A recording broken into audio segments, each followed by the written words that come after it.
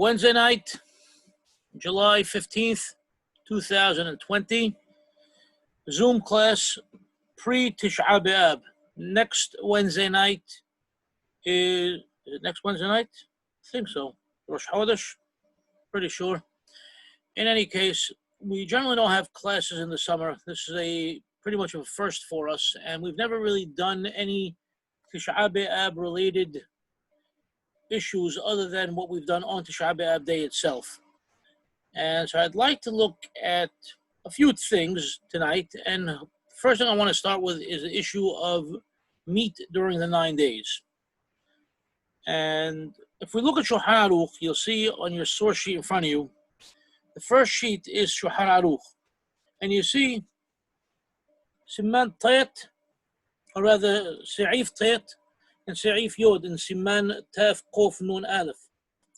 And look at Tet, it tells you, Yesh nohagim shelo le'echol basar b'shelo l'shtot yayin b'shabbat zo. So there are those that have the custom not to eat meat and drink wine during this week. In other words, the week of the fast. That's what Shabbat means, the week of. V'yesh mosifin mirosh chodesh ad ta'anit, and there are those that not only do the week of, but they add more and they do from Rosh Chodesh. V'yesh mosifin miyud zayin betamuz, and there are those that do the entire 3-week period of no meat. So we have first the week of, then the 9 days, then the 3 weeks. You look at the next Se'if Yod, Yesh mi she'omer שהנוהגים שלא לאכול בשר בימים הנזכרים מותרים בתבשיל שנתבשל בו בשר. There is an opinion that says that those that have the custom not to eat meat during these days, they are still permitted to eat from a food that was cooked with meat. ואסורים בבשר עוף ובשר מלוח ויין תוסס. But it's forbidden for them to eat poultry and salted meat, and yain toses, I'll just refer to it for now as grape juice. Okay? It's permissible to drink the wine of Habdalah and of Birkat Hamazon. On that Yesh Omrim, when is that? Is that Shabua She'achal Bo? That's from when? Well, it all depends on the custom that you have. There are 3 customs, he's telling you. He's telling you there's those who don't eat for the week of, those who don't eat all 9 days, and those who don't eat the 3 weeks. That part I got. The part I'm questioning is the Veyesh Omrim, the second part. Is that's also, where does that fit in time-wise? I'm not understanding the question, I'm sorry. The first part, you clearly distinguish between the 3 time periods, correct? Right. Now the second part, Se'if Yod, is in addition to all of that. Right. In addition to all that, but in addition to all that, in other words, we said no eating meat. Forget about the wine part for now, because that's really not our concern. No eating meat, either period A, period B, or period C. Right. And there are those that say that those that have any one of these 3 customs, it's not just eating meat, but it is also eating things that were cooked with meat, or okay, or what do you call it? They allow things that are cooked with meat, but they forbid poultry and salted meat. Does that clarify it? Yeah, it clarifies it. I just wonder, I guess, usually it's like a wave of strictness. So no, not necessarily. Like some people don't, most people eat meat until Rosh Chodesh, then some only do the same week of. And then the chicken thing, if anything, you told me people in Alexandria ate poultry. No, that's not what I told you, but we're going to get to it. Okay, fine. I'll stop talking and go ahead. No, don't stop talking. It's fine. Okay. I want it to be clear. If it's not clear, then it's worthless. Right. Okay. So this particular Shulchan Aruch, I don't know if I took a good picture of the page, but you'll see there are all different letters and numbers. And on the bottom of this page, there are, we'll call it footnotes, based upon Hakam Ovadia Yosef, Kaf Hayim Sofer, Ben Ish Hai, and other such books. And if you look, if you could see the bottom right-hand side, there's a column that says Halacha Minhag. Do you all see that? Or it didn't come out on the page? You have it. Okay, good. So let's look at those. So the end over here, Minhag Ashkenazim, Shegam Rosh Chodesh Asmo Bichlal. So the custom of the Ashkenazim also includes the day of Rosh Chodesh, but Minhag Sephardim Lahakir Rosh Chodesh. The custom of the Sephardim to be lenient on Rosh Chodesh. That's based upon the Hida and others. V'yesh Sephardim Shenimna'im Gam B'Rosh Chodesh. And according to Kaf Hayim, there are Sephardim who also abstain from meat on Rosh Chodesh. Now look at this. And this goes back to some of the previous classes. Abal, Behazon Abadia, in other words, Hakam Ovadia Yosef wrote, שיש נוהגים להחמיר שלא לאכול בשר ושלא לשתות יין החל מ-17 בתמוז. There are those that are stringent not to eat the meat the entire 3-week period. אבל המנהג הפשוט בארץ ישראל ובירושלים להחמיר רק מיום שלאחר ראש חודש.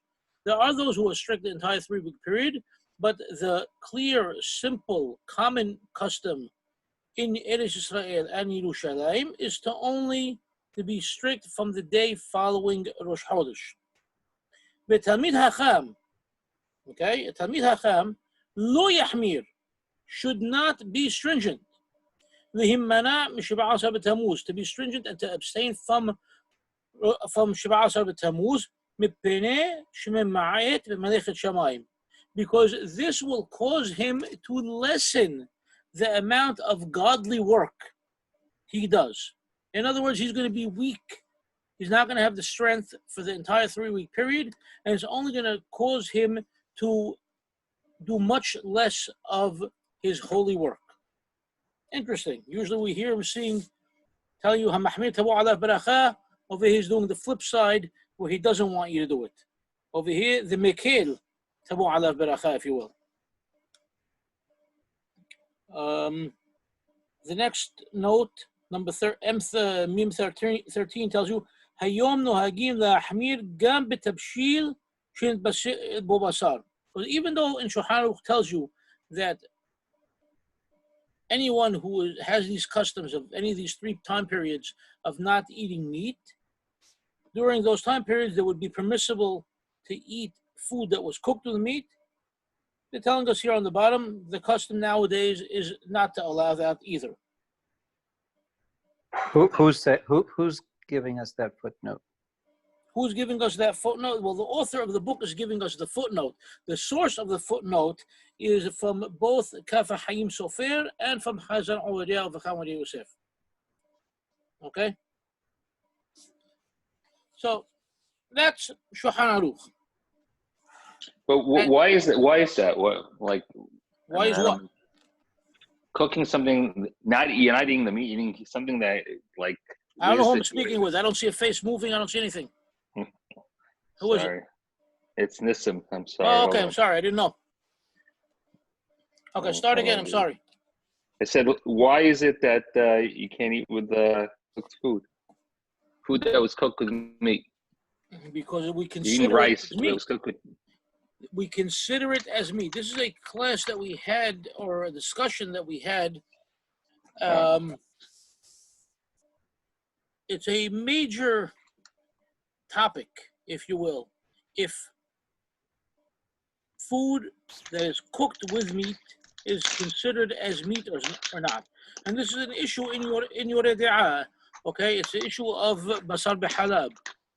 And the common practice for, I would say, at least the last 200 years, okay, but even more, is that we, as not just as Sephardim, but as a nation, we consider it as meat. In other words, we're not going to take a pot of beef and beef and carrots.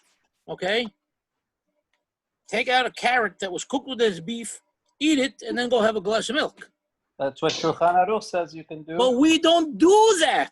I understand, but in Shulchan Aruch, Good. it's notified. No, you don't understand. Once you state that Shulchan Aruch says it, and you know for a fact we don't do it, you're doing yourself and everybody else a disservice, in my opinion. Because we have numerous hachamim that came after that. Let me finish, Jason. We have numerous hachamim that came and gave testimony that we do not do that. So now you have people nowadays, they just want to follow Shulchan Aruch. Are you following Shulchan Aruch black on white for everything, or you're not? We have an oral tradition. We have a tradition that we have from our hachamim of what we do and what we don't do. We have to, be honest with ourselves. Or we're going to take that all, throw it out, and we're just going to do what we see printed in a book. So if we're going to do what we see printed in a book, you could pick Shulchan Aruch, you could pick Karambam, you could pick Yalkut Yosef, all I care. You no longer have an attachment to your father, to your grandfather, or to anybody else. You just told me, though, that this, for the last 200 years... I'm saying at least 200 years. It doesn't seem like it was before that. I mean, I'm going to I'm going to go further back. I'm going to tell you at least 320 years from what I've discovered so far. And that's what we have written. I can't tell you about something that we don't have written. Because I don't have a written source, I can't tell you, with certainty. Okay? But they're telling you this is what we do. Now, what Shulchan Aruch writes and what we do is not necessarily the same. Here, we're looking at Shulchan Aruch right now. And he's telling you what? There are those who don't, and he's starting with what? With the week of.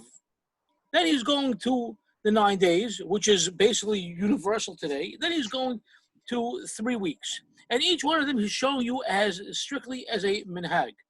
Okay? But you're not going to find anybody that's going and saying, it's only a minhag, I'm not doing it. Because Shulchan Aruch says just a minhag. I'm not following it. No, we have things that we do.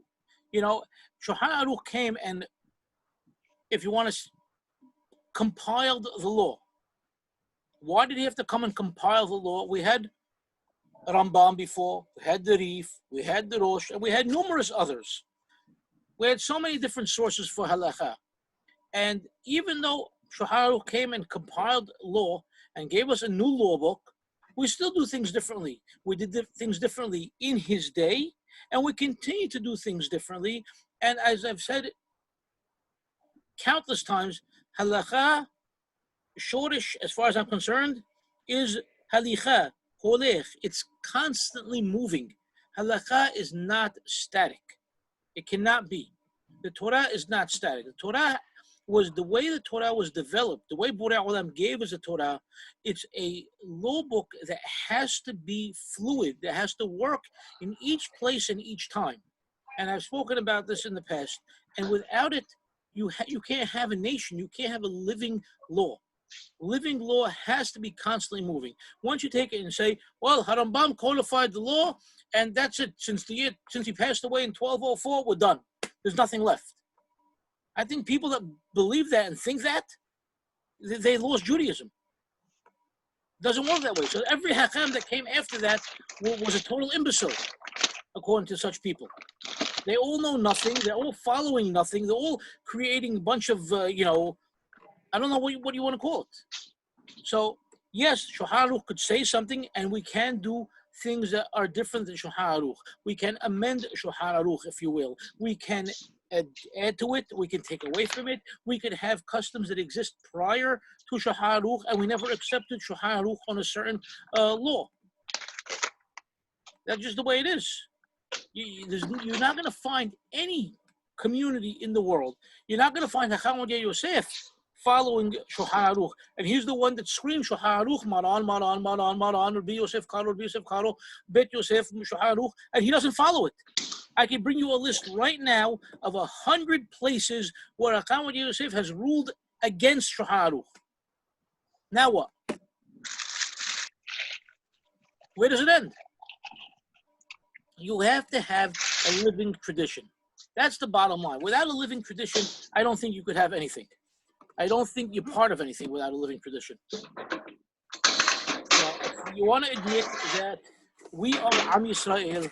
We were there at Ma'amad Har Sinai. Okay, so we were there. We accepted the Torah. We received Torah Shebichtab, Torah Shebe'al Peh, and Torah Shebe'al Peh, as we know from Pirkei Avot, it was a transmission. And that transmission continued and is still continuing. And we're transmitting it. Otherwise, what are you saying Shema for? Well, what do you need it for? Forget about your kids. Forget about everything. We got it. It's there. It's in a closet. We could go to the library. We could read it anytime we want it, but we don't need to live it. You have to live the Torah. And if you have a tradition, if your father told you we don't do this, that means we don't do it. We don't care what Shulchan Aruch says. We don't do it. Rambam tells you on Pesach, use 2 masot on the table. Do you use 2 masot or you use 3 masot? I'm sure you're using 3 masot. Okay? We have a way of doing things. He tells you to make haroset with vinegar. You put vinegar in your haroset, I think you'll spit it out. Okay, so let's be honest. We have things develop, things change. Things do change. Anybody who tells you things are going to remain constant is lying to you. My point, Joey, was really that the whole point of not eating meat was joy, right? The joy of eating meat. But we didn't even get there yet. We didn't even start the class yet. I'm jumping at, but that's what I'm saying. So you're not eating the food that was cooked with the meat because it's bringing joy? Let's get to the class and let's see where we go with it. Okay? Fair enough? All right. All right. Carrie, you threw up your arms like either you gave up or you made a touchdown. I couldn't tell. You're muted. Forget it. But you said that who puts vinegar in haroset? I do. You do? Yeah, Ruda sleeves put vinegar in. Okay, good to know. See, I didn't know that. Hazit. We put vinegar in it. We put vinegar. I learned something. You ate it once, Good. Jason. Stop complaining. You ate it once at my house a long time ago. Hazit. And that's why he never came back. No, the Ruda sleeves make it that way. That's how the roads make it that way, with apple cider vinegar. Good to know. All right. All right. So now let's You forget, Joey, I'm real Sephardic. You guys are only half Sephardic. I'm real Sephardic through and through. Okay, that's an interesting way of looking at it. I don't know why, but okay. Anyway. So the next page that you have is skip for now. We may come back to it. We may not. That was from Sefer Zikaron B. What's the Ishmael Kohen Tanuji, 1500s. We'll come back to it if we need to. We're going to look at this book called Alei Hadas. Alei Hadas is a fantastic compilation of Tunisian minhagim. And the Tunisians have a lot of interesting minhagim, but what's even better is that the author over here, Rabbi Sitbon, actually researched, hundreds of sources for every minhag he brought down, and he really explains things well. And that's why I felt it was very important to start with what he has, and we'll see where we go from there. So watch this now. He tells you minhag Tunis on page 618 on the bottom, where it says Gimel. Minhag Tunis, limana ma'achilat basar miyom bet ba'ab. Custom in Tunisia to stop eating meat from the second day of Ab. Abal berosh chodesh Ab, ochlim basar lichbod rosh chodesh. But on Rosh Chodesh we eat meat in honor of Rosh Chodesh. Omnam, minhag rob hakahal, bechol yamim elu lehakel leechol basar maluach miyubash hanikra qadid, or naknik miyubash nikra mergez. But the custom of the majority of the community, in other words, the majority of the Jews in Tunisia, okay, was that throughout this entire period, okay, in other words, the entire 9 days he's saying, is to be lenient and to eat salted dry meat that was known by the name of kadid, or sausages, dried sausages that were called mergez. Okay? And then he puts in parentheses, וברור שהיו תלמידי החכמים שהחמירו על עצמם כדעת השולחן ערוך לאסור איסר בכל סוגי בשר. And surely there were תלמידי החכמים that were stringent upon themselves, and they followed Shulchan Aruch to forbid any form of meat whatsoever. So now all of a sudden, Nisim is asking us, meat, not meat. You're talking about carrot from a pot of meat, and now all of a sudden he's coming and telling you to eat beef jerky, to eating merguez sausages. So what's the deal over here? What is the halacha? What's not the halacha? What's the rule? And where does it stem from? And that's what we need to understand. If we don't understand the sources of halacha, we cannot understand anything whatsoever. And we cannot, like, once again, have a tradition to move forward. מה שכתוב שמנהגנו לאכול בשר בראש חודש עצמו כן שמעתי מהזקנים. Beautiful. First and foremost, what did he tell you? I'm telling you this is the minhag because this is what I heard from the old timers. Tradition. It's all about tradition, getting this oral tradition. Okay, we have oral tradition. Let's see if we could find sources for it as well. וכן כתב הגאון רבי יצחק בוחניק, זכר צדיק לברכה, בספר בני חיי. Okay, he found a source, one of the rabbis of Tunisia. וכן מנהג ג'רבה, and this is also the custom of Jerba, who we've said before is an island off of Tunisia, but has its own very unique minhagim. והוא על פי הוראת מרן החידה במורה באצבע. And this is based upon the ruling of the Hidar Bihayim Yosef David Azulai in More Be'etzba. Beautiful. He's done with that. Push it aside, Rosh Chodesh, enjoy your meat, that's the custom. There you go. Now, לעניין היתר אכילת בשר יבש באותם ימים. Regarding the permissibility of eating dried meat during these days. מוכרח אני להסיע כאן בקיצור את הסוגיה במסכת תענית בדברי הראשונים האחרונים עליה. Because the only way you're going to understand such a custom is once you understand the Gemara. And there's a sugya in the Gemara in Masechet Ta'anit, Daf Kov Vav Amud Bet, 26b. And once you see that piece of Gemara and you understand the Rishonim over there, then you could understand the concept over here. Hinne Shaninu b'Mishnah. Look at the Mishnah. عرب Tish'ah BeAb. לא יאכל אדם שני תבשילים. So on عرب Tish'ah BeAb, person cannot eat two cooked foods. לא יאכל בשר ולא ישתה יין. Not only can you not eat two cooked foods, don't eat meat and don't drink wine. عد كان. That's Mishnah. Now, Gemara, 4 pages later, what does it say? Ita. Tana. אבל אוכל הוא בשר מליח ושותה יין מגתו. But he can eat salted meat and he could drink yayin migito. In other words, wine that has yet to become wine. Basar maliyah ad kama. What do you mean basar maliyah?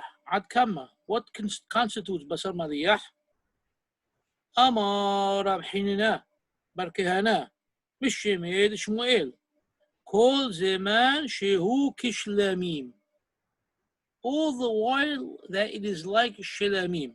We know Shilamim is the Qurban that we bring in the Bet HaMikdash, that if a person wants to partake of meat, the person brings Qurban Shilamim so he could partake of the meat, so he could enjoy meat. He can't just, go to his butcher and buy a piece of meat. He has to bring Qurban, and it's a Qurban Shilamim. ויין מגיתו עד כמה, כל זמן שהוא תוסס. עד כאן. So this is the wording of the Gemara. So what does Rashi say over there? דיבור המתחיל עד כמה, פירש עד כמה, הווה בשר גמור דלה הווה בשר מליח.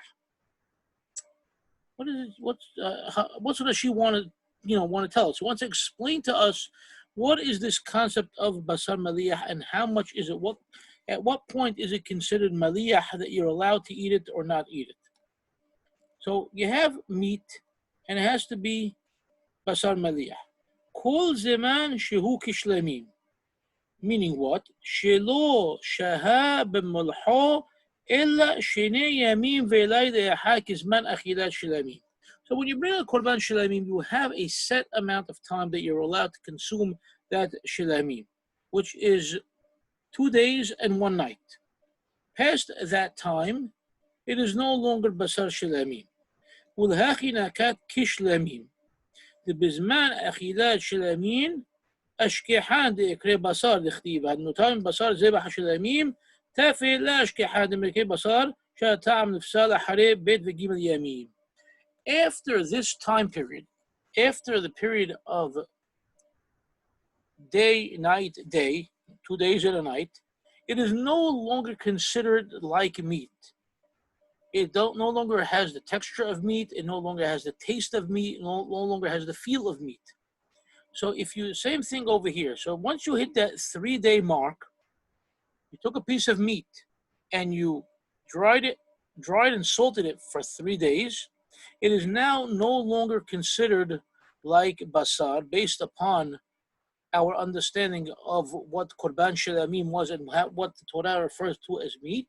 And therefore, this is now called basar maliyah, salted meat, and this salted meat can now be partaken of during this time period, based upon what how Rashi is explaining the Gemara to us. Umeha yalfinan de medina de Gemara in isu achilat basar illa be'ereb Tish'ah BeAb. And clearly, based upon the law as redacted to us in the Gemara, there is nothing forbidden rather about eating meat during this time period other than on Erev Tish'ah BeAb Eve. And what does that mean? Does it mean the whole day? No. Hakavana b'sa'udah mafseket k'mibwar b'Gemara. And we're talking about specifically about Sa'udah Mafseket, the meal, the final meal that we have before the fast starts, as the Gemara explained to us.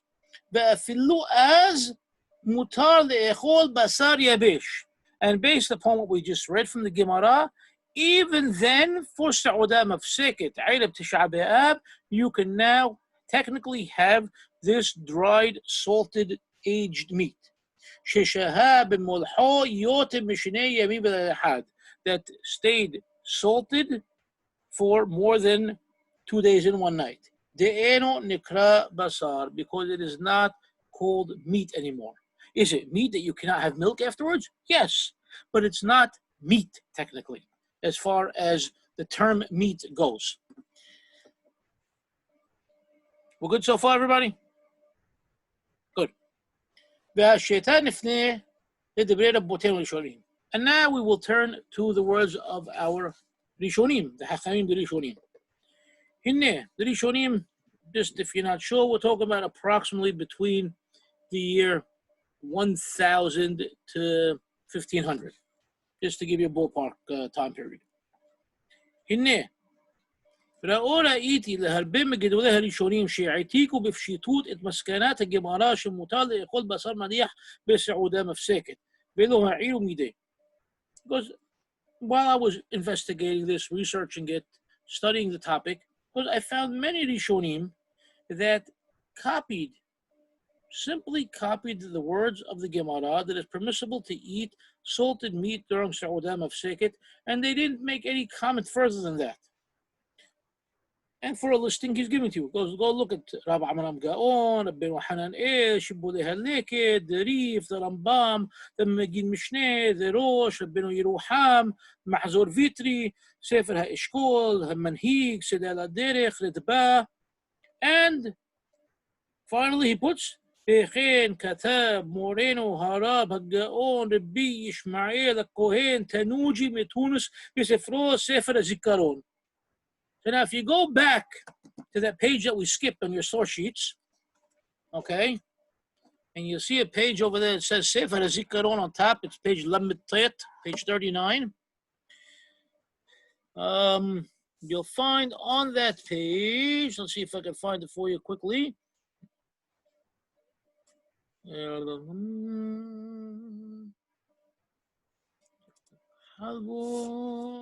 we go.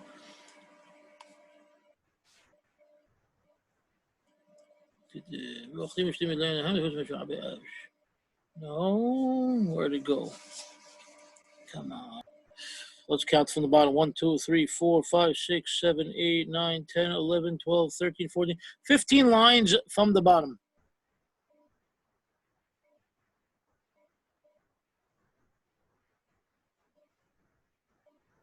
Okay?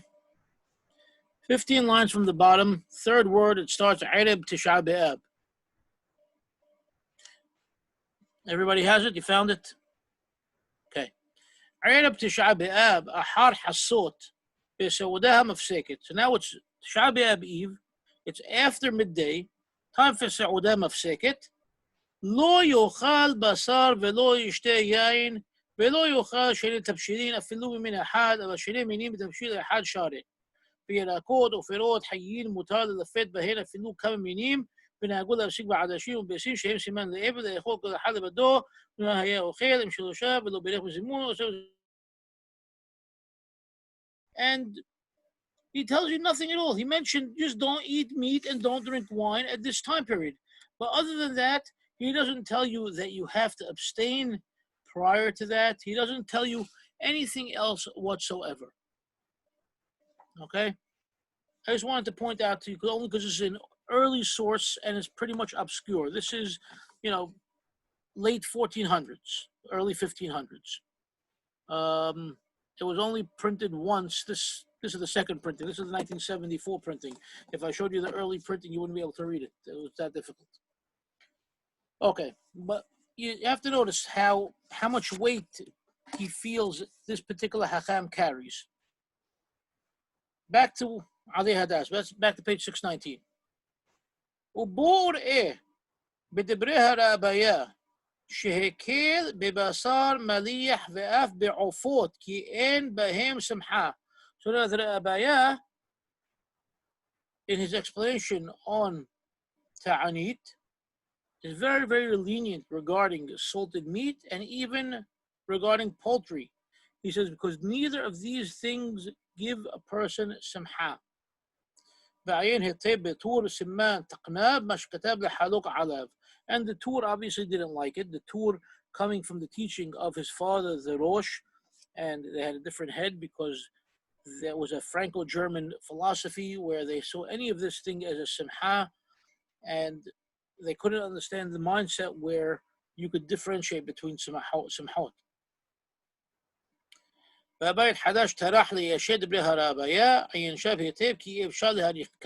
It's a very lengthy issue there between the Rabaya and the Tur and the Bayit Hadash, and we can't get into it right now. Ibara, the Hazinan, لحاب النبيين شيعيروا شعل كل بني مساد المنهاج إلا يأخذ بصر أفلو ملوح بعيب تشعب بأب. Bottom line though is, it tells you push come to shove, we found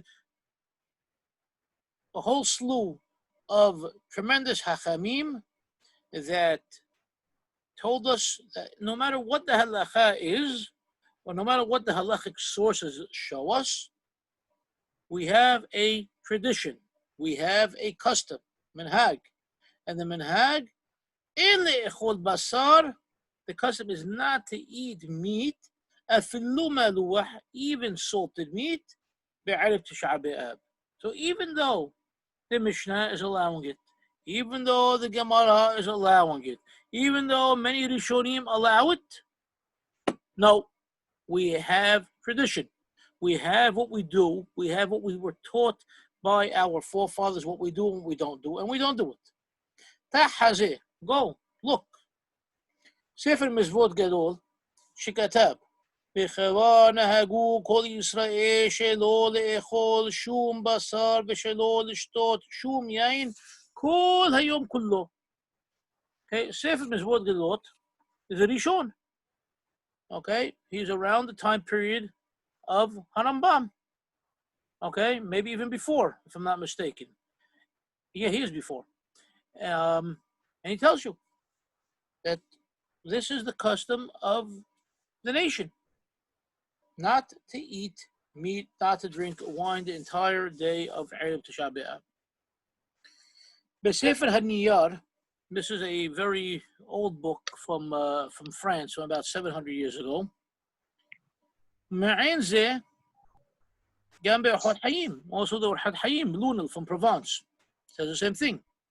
הנהיגו הראשונים ברוב המקומות. So the Rishonim made an enactment in most places שלא לאכול בשר כל אותו היום אלא מי שהיה חלוש או חולה.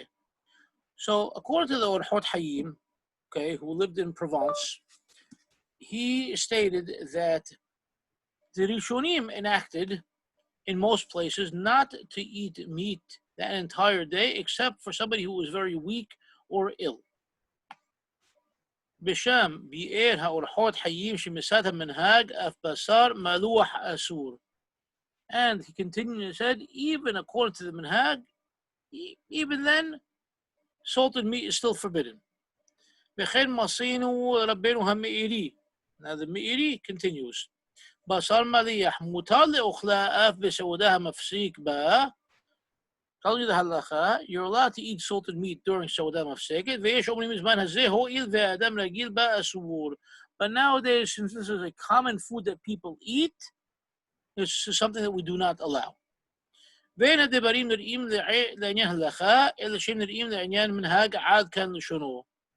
and even though the halacha is unequivocal, and we understand that the halacha permits it, about the inyan minhag, tradition, custom, what we do, we don't do it.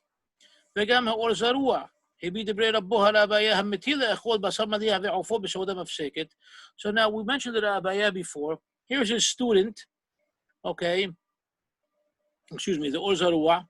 He's saying, yes, my rabbi, the Abaya, said it's permissible to eat salted meat or poultry during Seudah Mafseket. But he wasn't comfortable with that. He said, and even though, yes, this is true, it's not proper to do this.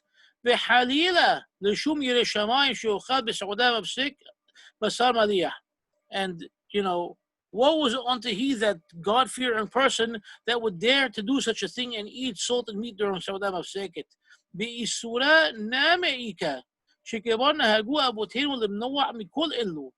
And this is something that's already, our fathers and our forefathers already stopped doing this years back. And if you go against it, even though the halakha clearly says that you're allowed to, but you go against it, it's like basically you're throwing out the Torah that you've gotten from your mother. You know, the pasuk in Mishleh, Shema beni musar abicha ve'al titosh Torah imecha. In other words, oral tradition, once again, that we spoke about in the beginning of the class, that we have to stick to what we've received from our fathers, our forefathers going back. And basically, you want to toss out your tradition over here if you just do it. Okay, very good. Let's continue now. Any questions, any comments till this point? All right. I'll call Penny. Hey, Joey. Yes. I have a question. Please. Even if it's, what about Erev Shabbat? That's out? If it's, what's a Shabbat, in other words? Sudash Lashit? So there, it's far as Shabbat. So Shabbat is a whole different ballgame. When Tish'ah BeAb falls out Saturday night, or it falls out on Shabbat and it's pushed off to Sunday, Shabbat trumps it when it comes to such laws. And the Hachamim clearly wrote that when you're having Seudah Mafseket on Shabbat afternoon, ma'aleh alav b'shulchano k'seudah shelo hamelech b'shat malchuto.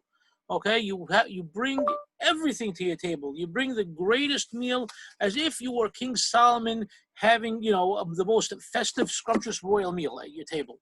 That's what you do at that time. But if it's a weekday, okay, then you have no choice and you must have a very, very, we'll call it a poor, simple meal. Okay. Anybody else? Yeah, Peace and just, grace you have to supposed to stop eating like early-ish though, even though normally you wouldn't have such restrictions on Shabbat. I'm not following you at all, no. Seudah Shlishi has to usually end by a certain time, Saturday night, if Tish'ah BeAb falls the next day. So yes and no. Doesn't apply to us this year. And not everybody agrees that you can keep eating on Saturday as late as you want. Okay? So if we're dealing with Tish'ah BeAb, yes, you must stop eating by sunset. Okay? Doesn't have to be before sunset. 1 minute before sunset, so you don't make a mistake. That's about it, though. You don't need to add and do something like that. And there are Rishonim and Aharonim even who also feel that halakha applies every Shabbat, that you cannot keep eating once sunset comes. Not everybody's in agreement that, you can keep eating, and if you want to eat up to 2 hours after Shabbat, you keep eating nonstop, and end Shabbat at midnight. It doesn't work that way. Okay, so not everybody's in agreement on that. Again, it's a different topic, different class, and there are even opinions as to how late you can technically start Seudah Shlishit. Many different opinions on that. Some people think, I can start so. There are many Hachamim who say, no, you can't start at all. You already missed your mark. You can't start eating at such time. So we'll leave that for another class. Okay? All right. Let's continue now. Al kol panim.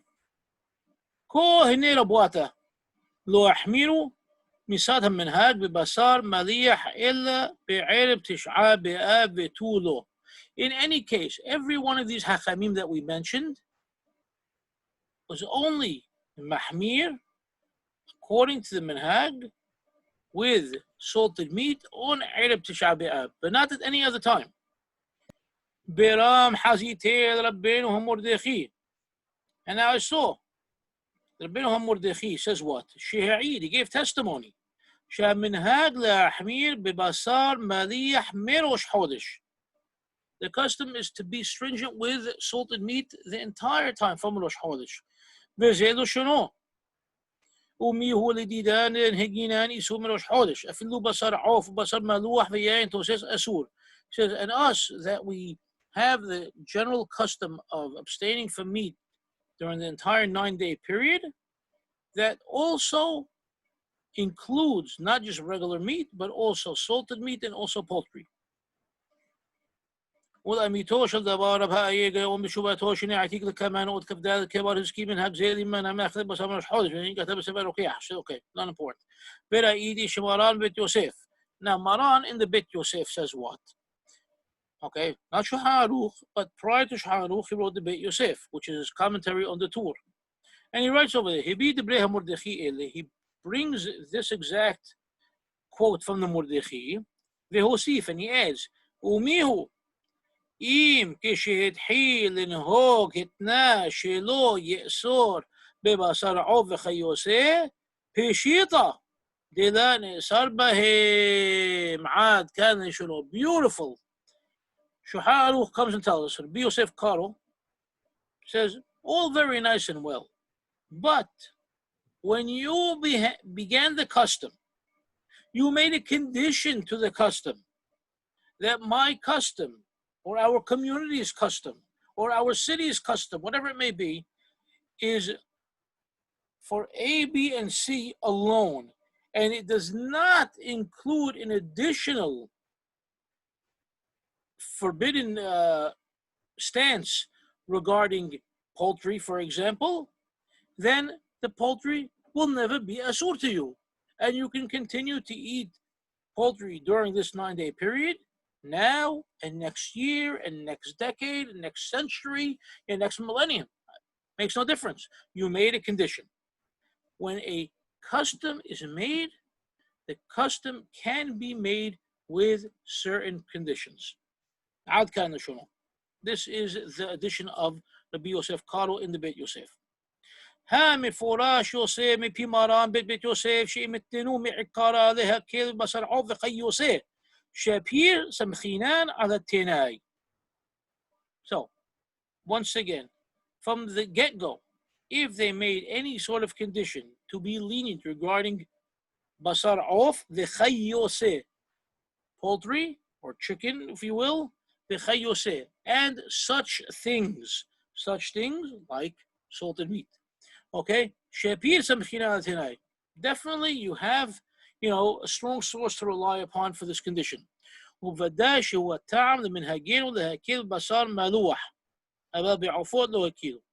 goes, and therefore this is definitely the reason for our custom, the custom of Tunisia, like you're saying, to be lenient with salted meat. But with poultry, they were not lenient. But now, Jason wanted to mention before Alexandria, his mistake was that it referred to Cairo. Cairo, they allow chicken all 9 days. Okay? Tunisia, no chicken. There are, how about Joey? One second. Let me finish my sentence and you could throw in. In Baghdad, there were 2 different customs. There were those who did not have chicken and those that did have chicken. It seems that those that were anti the chicken pretty much prevailed, and most people forgot there was a second custom in Baghdad of those families that allow chicken. Yes, Nisim.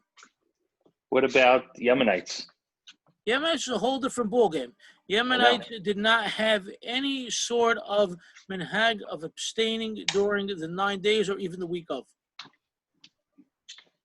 Okay? Because they didn't follow Shulchan Aruch, because they didn't follow what? They never accepted such a custom. And in Yemen, there are 2 separate communities, if you will. Community is the wrong term, but there's 2 different ways of halakha as far as following halakha and as far as prayers are concerned, and there's ways of approaching Judaism. We will call it the Baladi and the Shami. The Baladi will call it Balad because my city, my town, my locale, they stuck to the ancient ways of Yemen, which go back God knows how long. And then there was the Shami being Sham, the overall region of Syria, Lebanon, Palestine, if you will. Okay? And so they followed minhagim of Eretz Israel, and in that came Shulchan Aruch as well, whereas the Baladi didn't follow Shulchan Aruch, they followed Harambam. But they had, of course, many hachamim over the course of time, and they had localized customs, variations, and different ways of doing things. So yes, they had very, very different things. But even so, to the best of my knowledge, even the Shami part of Yemen also did not have such a custom of abstaining from meat during this time period. Okay?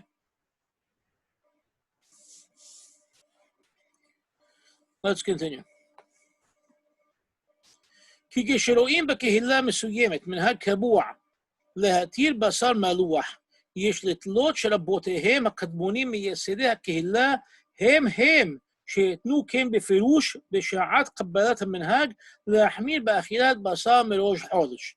But when you see a community and it has an established custom, in this case of allowing salted meat, we can't just say, oh, these people don't know what they're doing. They made a mistake. There's nobody there to guide them. No, you have to say, obviously, they're hachamim, okay, from early days. They're those hachamim that established the community. They're the ones that made this condition verbally and clearly when they accepted such a custom to be mahmir, to not eat meat from the Rosh Chodesh, but they made this clear, exception regarding salted meat. You cannot say, here's a community full of a bunch of imbeciles who have no tradition. Once again, there's tradition. Tradition follows sources. The sources follow the hachamim, who have tradition from before them, who have put things together in a normal fashion based upon reasoning. ומעין דבריו המפורסמים של הרדב"א בשם הרמב"ן והריש. And look at this beautiful statement from the רדב"א. כל מנהג שהוא נהוג פשוט בעיר any custom that we see widespread throughout the city, معامدين أوتو الحزاقاتو وتولين شكاخ اسكيمو على بريشونيم شلاهم كراوي. We automatically say that this is an established, accepted minhag, and we put the basis of this minhag on the early hachamim of the city who established the minhag for their people. In other words, we always look at minhag in a positive light, never in a negative light. We look at the people in a positive light in following the minhag of the hachamim, the minhag of the city, and never in a negative light that these people don't know anything and they're just making things up. This is the way of our hachamim, and this comes to us from the Rishonim as well. We see what Maran Rabbi Yosef Karo wrote in his Beit Yosef, and then we see over here now the Ritbaz general rule. Beautiful thing to keep in mind at all times. Anytime you see any minhagim that you don't understand, always try to understand where it came from and understand that there were hachamim in such a place who established minhagim for the people.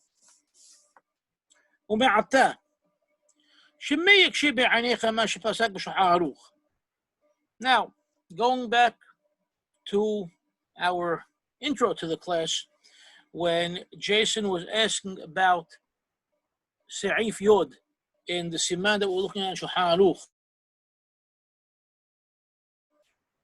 יש מי שאומר שהנוהגים שלא לאכול בשר בימים הנזכרים מותרים בתבשיל שמבשל בו בשר ואסורים בשר עוף בשר מלוח. עד כאן לשונו.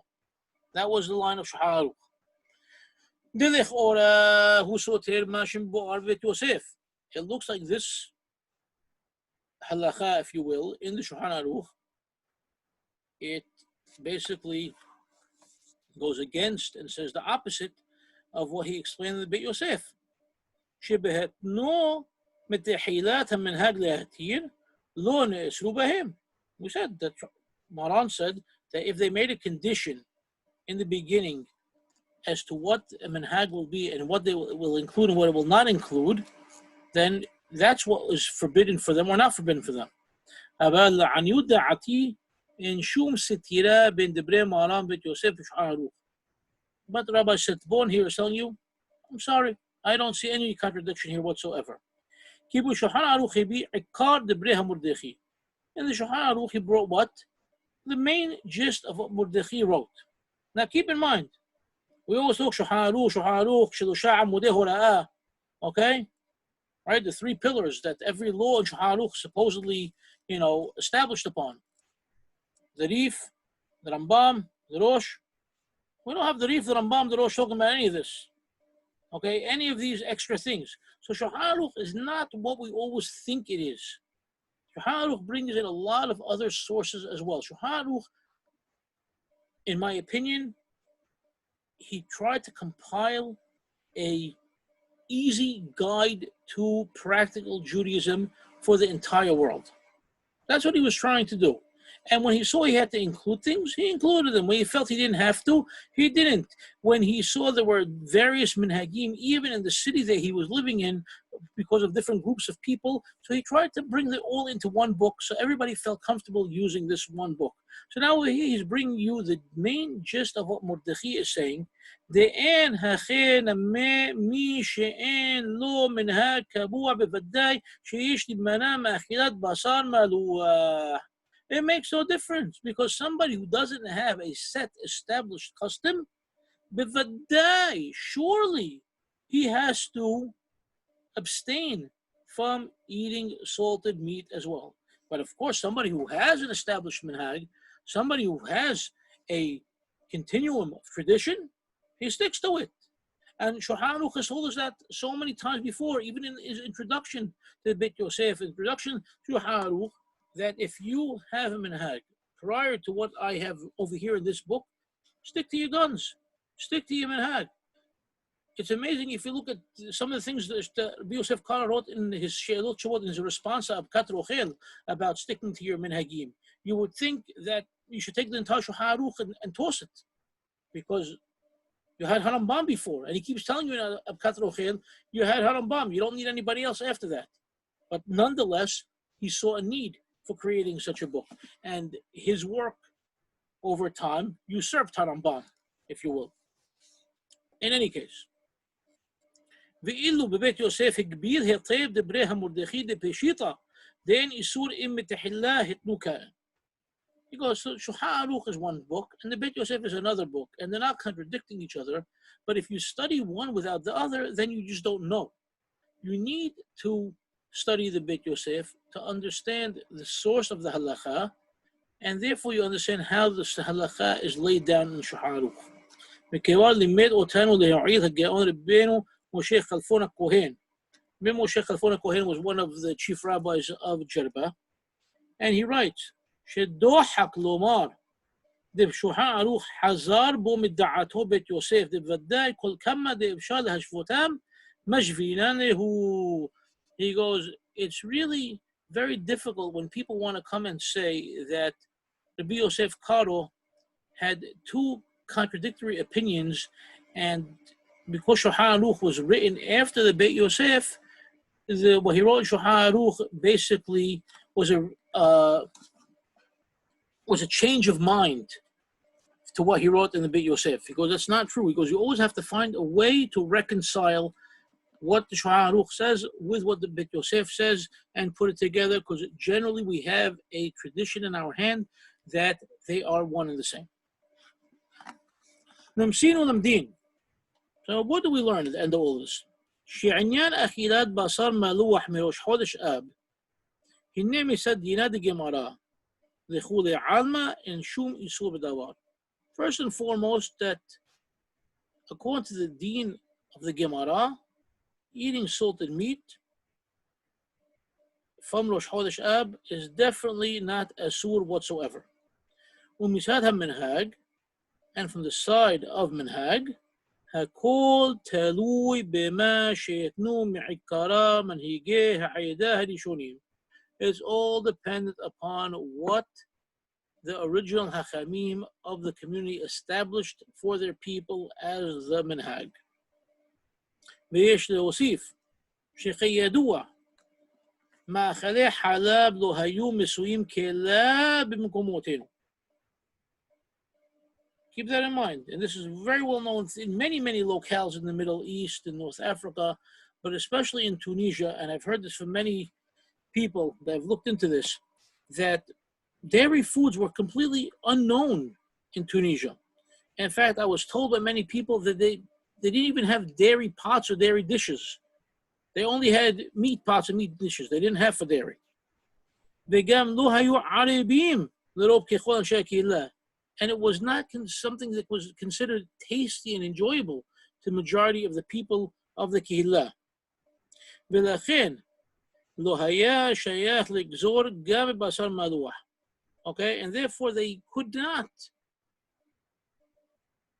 practically make a gezerah to also forbid salted meat. ואכן, עיין משנה ברורה שכתב בשם האחרונים, שמי שאי אפשר לו לאכול מאכלי חלב, מותר לו לאכול בשר עוף או בשר מלוח של 3 ימים. And now, even the Mishnah Berurah, okay, which is what I'll call modern day, okay, very close to modern day Ashkenazi, and we, in our minds, we think of him as, you know, many humrot, many things that go against our traditional Sephardic way.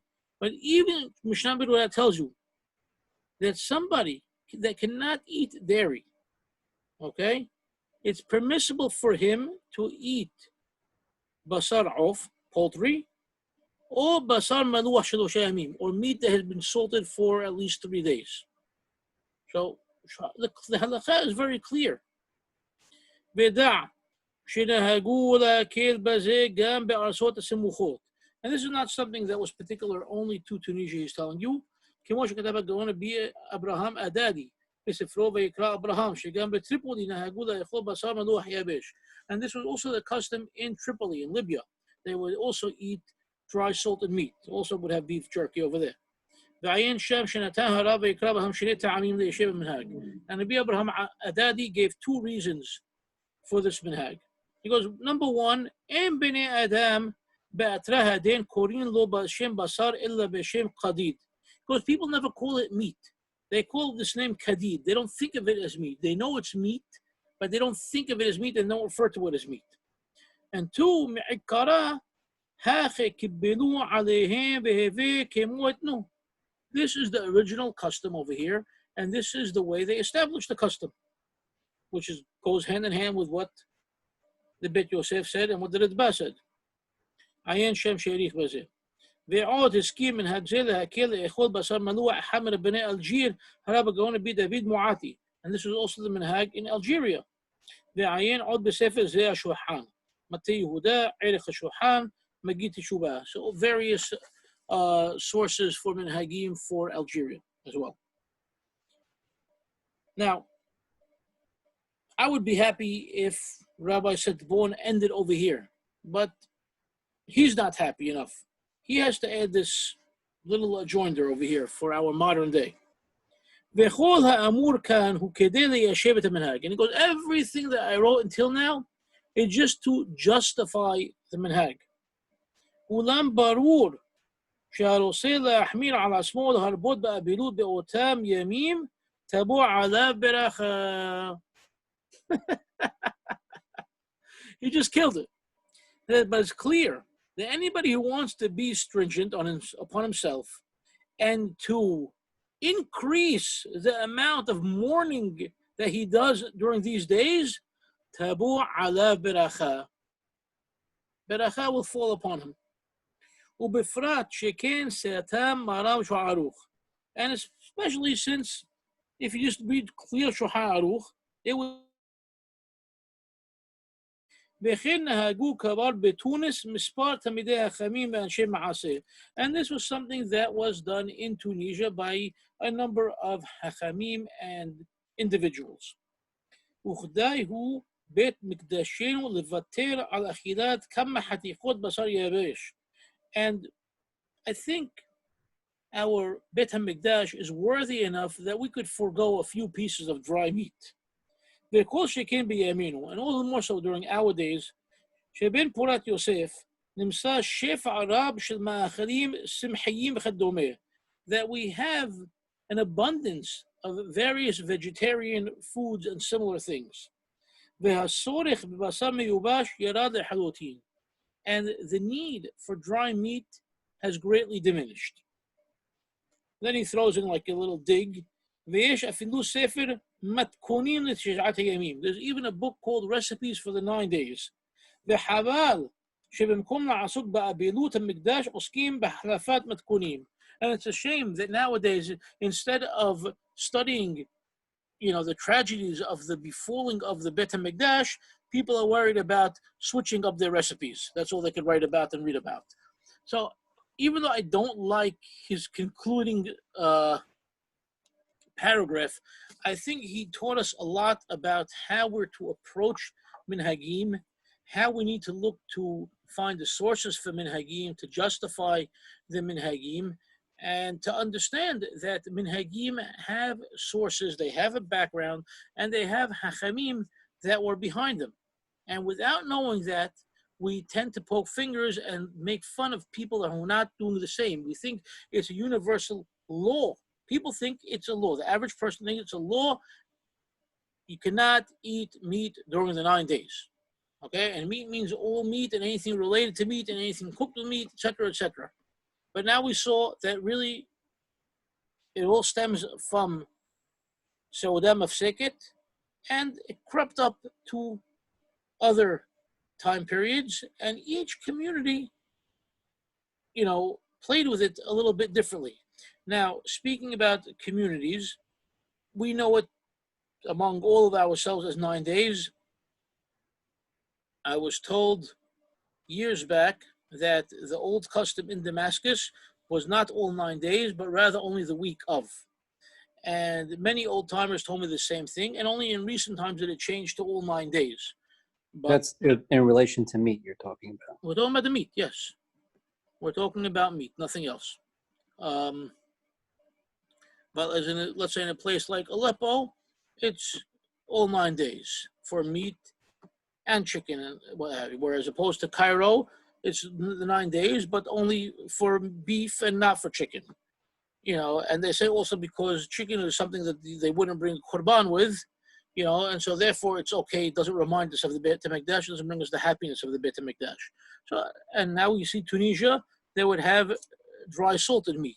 Same thing in Libya, same thing in Algeria. So there were different minhagim in different places, and we have to be aware of them and we have to accept them. And we can't totally, knock them out and say, oh, these people aren't behaving properly or they're doing something that's a sin when it's not a sin at all. But all it is a minhag, but it's a minhag that we accepted and we have to adhere to. Now let's hear some more comments from everybody. Rabbi, go ahead. Yosef, thank you very much for your presentation. I want to ask you a tough question. Can a minhag be born today? From what you've said, the answer is no. For example, you dealt with eating meat and to a lesser extent chicken. I've read in many places that the isur of changing of clothes and showers does not apply today anymore because of the environment in which we live, and other examples. So can a minhag be born today? And does anybody have the courage to say what you just read today from other chachamim? So let's see how I can approach this question. First and foremost, Let me expand on that 1 second. Yeah, so please. You say, so you have established communities, and those established communities in New York have been exported. So you kind of are a microcosm of previous existing community minhagim. But now I live in Hollywood, Florida. There's no established minhag here. So going on what the rabbi just said, why couldn't one just be established today? okay, so I was going to bring up something along those lines, but let me clarify it a little bit more.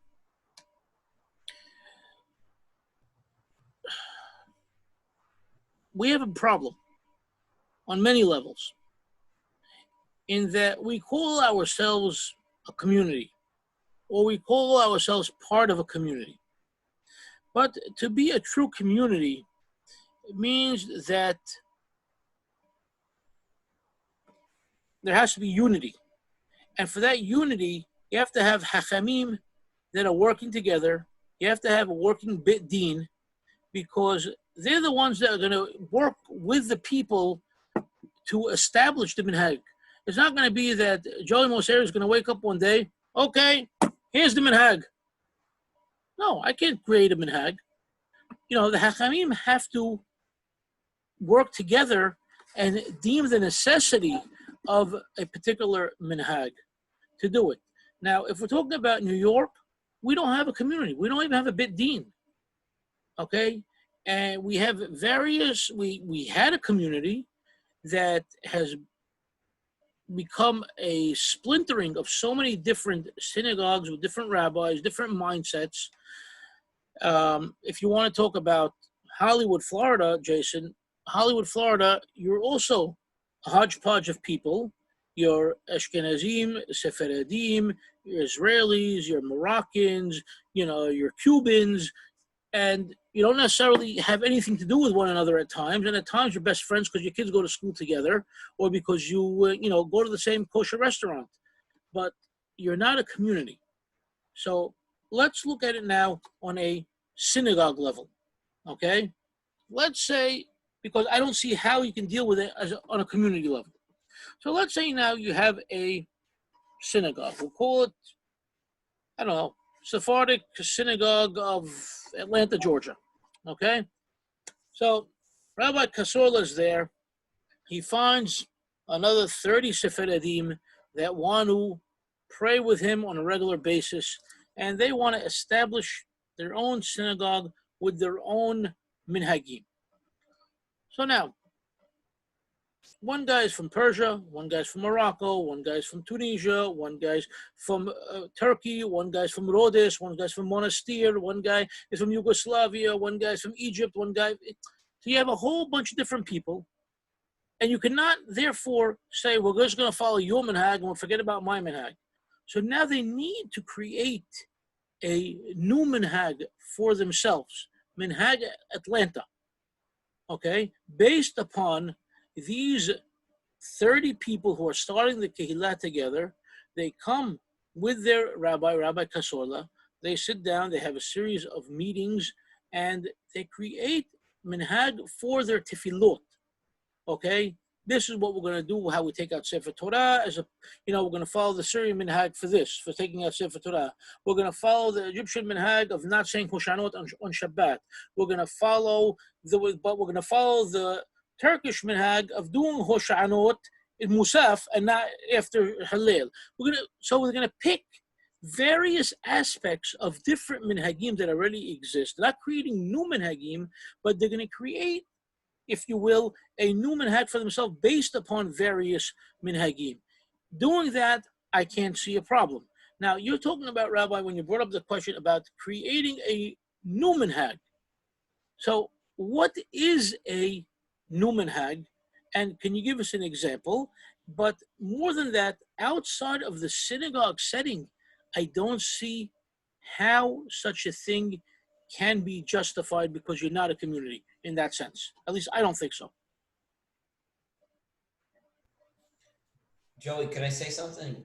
There is some people in Israel today that are saying that we shouldn't even be doing this because we have Yerushalayim and we have now full of Jerusalem. We shouldn't be doing the 9 days. We should be at least doing, if we're going to do Tish'ah BeAb, only half a day because we have the temple, we have the Kotel right now, we have Jerusalem, the old city. And basically, they're thinking about building another Beit HaMikdash soon. I don't know. Some of these guys are thinking about it. They're trying to set up a whole minhag that we don't have to do this anymore, that we don't have to pray for another temple or whatever it is, or the destructions. We shouldn't want it because we have it. Carrie, just put that on the back burner for a minute. Let's on that. It's going to totally sidetrack us from where we were. Let Rabbi Kasola continue, let Jason continue, let everybody else continue with this that we're on, and we'll come back to try to attempt to answer your question over there, okay? Rabbi, please. Well, I mentioned two before. Does someone have the courage to stand up today and say that the custom of not taking showers because the custom is 9 days, 8 days, or the week of. So does someone have the courage to say that in our environment, that minhag does not apply? I understand what you said, Rabbi Yosef, regarding synagogue customs, but I'm talking more about life. Okay. I mean, a lot of customs already were established during the COVID-19 about not setting up minyanim, either in backyards or not in synagogues or any other place. Those were, I call them living minhagim.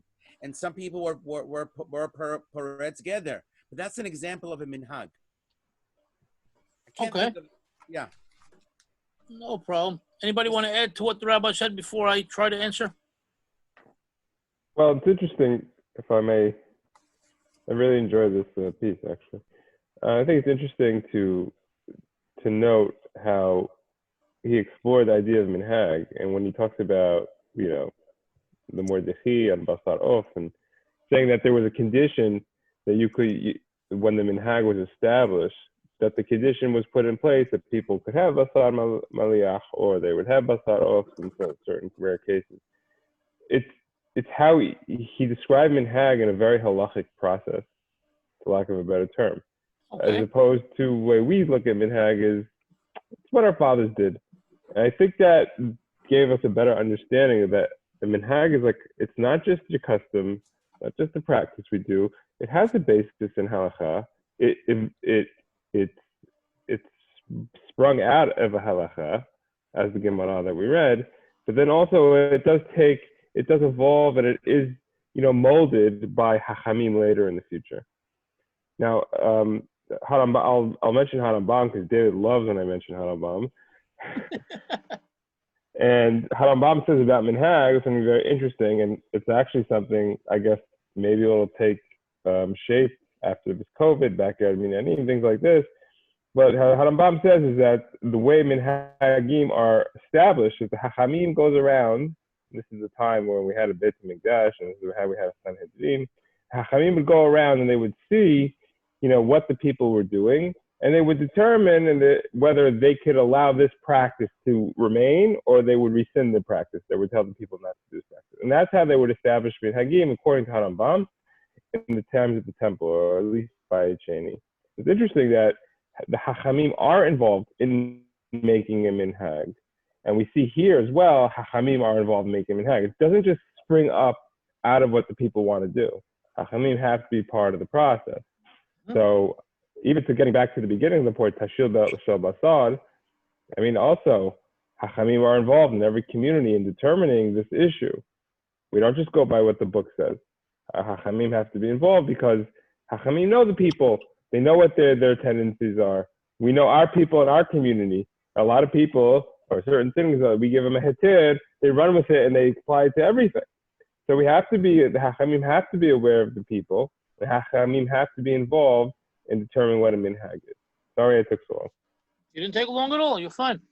I would add that some of these things obviously are borrowed from our minhagim regarding avilut, right? So here you have in the Gemara, I don't remember which Chacham it was that said he was a sensitive person and that he did shower, and later on he talks about receiving people for his slave. That's less relevant to this topic, but I think if you're using established minhagim that have credence in particular areas like that, it's easier to sell and easier to create. Okay.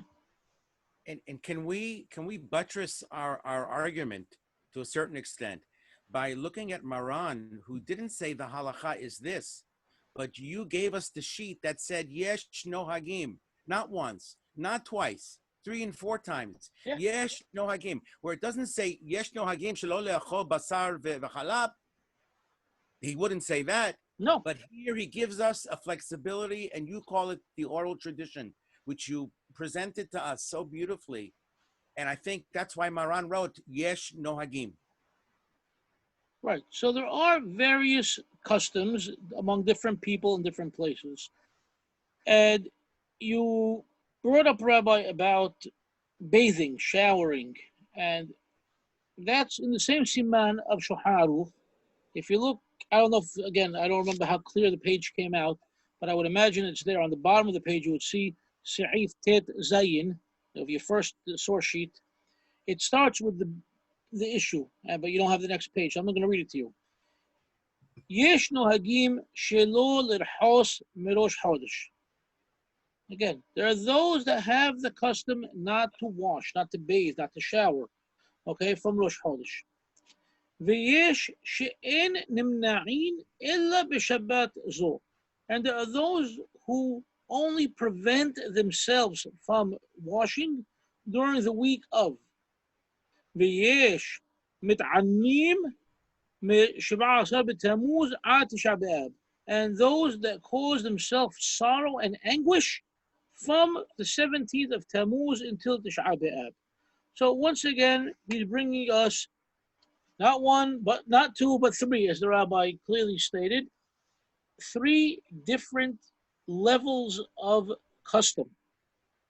And this is custom. It's not halacha. All this is halacha. Now, we have to understand the halacha. If we're talking about Maran, okay, since we're reading Rabbi Yosef Karo, we're reading Maran Shulchan Aruch, these sources of 1, 2, and 3, okay, Rosh Chodesh no washing is from the Tur in the name of Abi Azri. No washing during the week of is from the Mordechai, and no washing for all 3 weeks is also from the Tur. So let's say now we move backwards in time. We're now in the 12th, 13th, 14th centuries when these Hachamim lived. They did not have showers. Okay? they had public baths. They didn't have bathtubs at home. They had public baths. It was what we know in Arabic as a hammam. Okay? And this was the way of the world for centuries. Okay? We know them from our mikvaot. We know them from the Romans. Public baths were the way people did. They didn't go bathe once, twice, or even 3 times a day like we do. They would generally go once a week. Once a week. Arab Shabbat to Arab Shabbat to Arab Shabbat. That is what people did. I even remember hearing this from my grandparents. Way back when, that was it. Once a week. I even heard it from people here in New York when they lived on the Lower East Side. Okay, they would pay a quarter to go into the bath once a week. That was it. People didn't bathe on a regular basis. So to tell somebody not to bathe, during the 9 days, okay, it's an extra 2 days. Or not to bathe the week of, okay, I just took a shower for Shabbat, and I'm taking a shower next Shabbat, so it's no big deal. Now, does it apply to hot water? Does it apply to cold water? Shulchan Aruch doesn't really tell you anything about hot and cold over here. Nothing whatsoever, in fact. So these are things that all came in later on based upon levels of mourning, levels of stringency, and we're not in the days of a public bath. We're in days where everybody cleans themselves thoroughly, okay, on a regular basis, at the very least once a day. So to go tell somebody that they cannot wash themselves at all for a week, 5 days, 9 days, whatever it may be, it's impossible. You end up making a mockery of the religion. You make a mockery of yourself. You're making a mockery of them. You can't go about and do that. So first of all, the best thing to do, obviously, don't tell them anything about it at all. Okay? Now, the question is, they tell you that there's no rehisa because of ta'anug. Okay? Because there's pleasure, there's enjoyment. Okay? Yes, it's enjoyment. When you're going once a week and you're going to hang out in this hammam for a couple of hours, it's a party. You hang out. You're jumping into your shower, 10 minutes, take a shower and you're in and out. There's no time to shoot. There's no ta'anug. Yeah, you enjoy your shower. You walk out, wow, amazing. But it's not, so we tell you, don't take a long hot shower. Take a quick cold shower, okay? Whereas you're still washing, you're still bathing, but you're not doing it in a way of ta'anug, and you have no problem over there. And that even Chacham Yosef has said that you could take a cold shower, every day, if need be, during this time period. For those that really, really need, they can't tolerate a cold shower at all. They're very, very, as Jason mentioned, sensitive, or as the Gemara says, istinis. Such a person, make it lukewarm. Everybody can tolerate lukewarm. And you took your shower, you feel clean, you don't feel dirty, you don't feel smelly, you don't feel like you can't, go to work that day, and you have no problem. So I don't think that's an issue of changing the minhag, Rabbi. And I think that works well for everybody where you're sticking to the framework of the minhag or the mindset behind the minhag, but at the same time, you're not creating something new and you're not diminishing what was there. As far as what Marky was saying about, Harambam and the Hachamim going around and looking at what the people are doing, so then this would fall into that as well, because the Hachamim also had another rule that, they would never set up a law for the people that they knew the people would not be able to uphold. Okay? They never put the people, what's exactly the okay? They would not set up decrees that they knew the people would not be able to do. So, again, the Torah is a living law. It's not static. It's constantly moving with the people. It's moving with the times, okay? But at the same time, it has its parameters. You can't go out of it. and that's why, again, you have to have the tradition of Torah she'bichlab and Torah she'ba'al peh, and that's why it is she'ba'al peh, because once you write it down, it becomes static. And once it's ba'al peh, you can constantly be working with it and studying with it, developing it, understanding it. That's the way I'm looking at it right now. I don't think I answered your question really, Rabbi Kasola. I think I touched upon aspects of it, but I don't think I answered it in a fashion that you're looking for. But I think you did by originally talking about this as a oral tradition, and it has to be flexible, has to be organic, and it has to grow based upon sources, as the other participants said. I think a lot of people also mix up between Pesach and Lamed Dalet Ba'omer, also some of the mourning practices there as well, and they mix up the practices between then and also the 3 weeks, so-called 3 weeks. That's also Od Chazon LaMoed, another time to talk about that. For sure. Now let's get to Carrie, if you don't mind. Mark, you wanted to say something? One more thing. I heard, and I can't verify, that Hacham Sion Levi in Panama, he would make sure that the meat restaurants were open during the 9 days. Mm-hmm. So he wanted to encourage people to eat meat, because he had a different concern from what I understood, that his concern was people would eat meat in Taref restaurants. So he wanted the restaurants open so people will eat meat at kosher restaurants. Yes. So it's not only Rabbi Sion Levi alav shalom, but also Chacham Yosef alav shalom has a Tish'ah BeAb. And I discussed it with people who knew firsthand and were aware of different restaurants and things like that. And many Israelis, both in Israel and outside of Israel, were not comfortable with being told that they can't eat certain foods at certain times of the year. And if you weren't open for them, they were going someplace else. Okay? Now, Chacham Yosef did not tell you that they're going to eat unkosher, but it was implied and it was understood. And he said that we have to allow the kosher restaurants to remain open to serve foods to people so they have that option to eat kosher. It's very important. And years ago, growing up, not that there were many restaurants, but the Israeli restaurants on Kings Highway, and we used to have, 3 of them at the very least at any one time, all used to be open during the 9 days. And in the beginning, nobody had hashgahot. Everybody just trusted them to bring in, you asked them, let me see the receipt from the butcher. And you saw that, he showed you today's receipt from the kosher butcher, and you knew it was kosher. That's the way it generally worked, 40 years ago, 50 years ago. And as hashgahot came in, like, oh, you can't, how can you serve chicken, how can you serve meat? Serve only fish.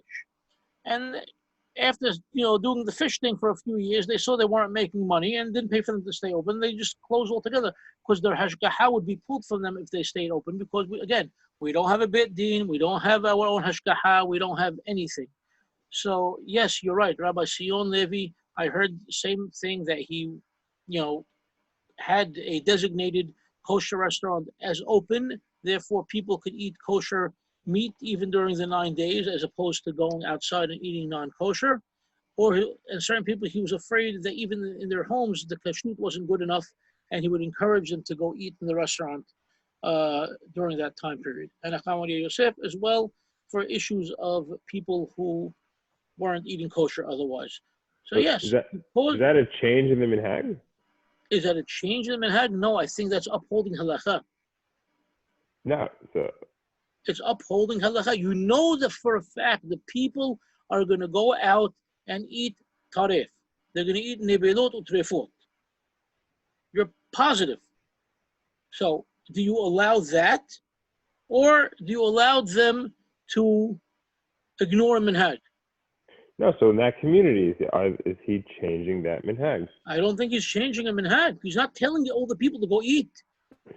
He's leaving it open for those people who otherwise would not be eating kosher. I don't see it as a change in minhag whatsoever. I see it as Hacham Inav Birosho. This is a Hacham who understands his people, he understands his community, he understands the dynamic of society. I don't see it as a change of minhag whatsoever, no. Because Okay. the restaurant could be open, the restaurant could be serving numerous things that you, as a non-meat eater during those days, could walk in and eat. Okay? You could have fish and rice and vegetables and French fries and salad and everything. Okay? And you're fine. Now you have an option of a place to go. And the guy on the other table, either he's not connected to tradition, or he doesn't like fish, he has fish allergies, or he's sick and he needs chicken soup. And there you go. He has an option. Or he's Tunisian. Or he's Tunisian and needs or he's Egyptian and eats chicken. Or he's Tunisian and eats salted meat. Right. Okay? Or he's Yemenite and he eats meat. Or he's Tunisian, doesn't have sambusak. Right. Or like Nissim said, he's Yemenite and he eats meat during the entire time period. Whatever the case may be. So I don't see, as a Hakam, having such a place open, I don't see it being a problem. I see it as the Hakam actually, being a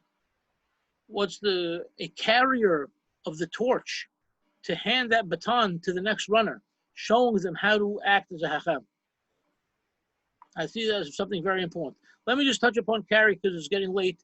Carrie was saying something about people in Israel and wanting to get rid of Tish'ah BeAb or diminish some aspects of Tish'ah BeAb. Yes, I've heard such things, but the Hachamim, for the most part, even more than the most part, for the overwhelming majority, don't have such an attitude. We do not have the Beit HaMikdash in our hands, unfortunately. Okay, we don't even have the makom of the Mikdash, the place of the Beit HaMikdash. To go up there is a fight. Okay, it's even a fight among our own people. This rabbi said you could go up. This rabbi said you can't go up. So we're still definitely in a state of mourning. At the very least, I understand the concept of changing the text of the Nahem prayer to be more in sync with the reality on the ground. And we've had classes about that in the past. You could go back and find those classes. David could point them out to you. That I could definitely, understand and feel. But to say that we're not fasting anymore or fasting half a day, I think that's just making a mockery of the day. Because it's still a national day of mourning. We still have plenty to mourn over. I understand. You don't want to cry as much. You want to cut out a portion of the kinot. No problem. I could feel that. I could see that. You don't feel, that despair that our ancestors felt even only 100 years. We're seeing a thriving country. We're seeing a growing country. We don't see anybody coming into our land like a bunch of crusaders out to murder us. I can understand taking half the kinot and you want to just chop them out. As it is, I don't think the majority of people sit there to understand the kinot and know what's going on anyway. So again, it doesn't bother me in that sense. But to say, no, only fasting half the day and even that's too much or that's more than enough, I think you're just fooling yourself. And I think people that say that are fooling themselves, and I don't know of any Hakamim that have taken such a position. So to say the people are saying, the people could say, but people could also talk out of ignorance. And therefore, we go back to what Mark was saying before Mark had to leave. But Mark told me, that the Hakamim would go out. They would see what the people are doing, what the people want, what the people need, and does it fit into the parameters of the Torah? Can we include it? And that really answers your question, Carrie. Okay? I think we got everything for tonight.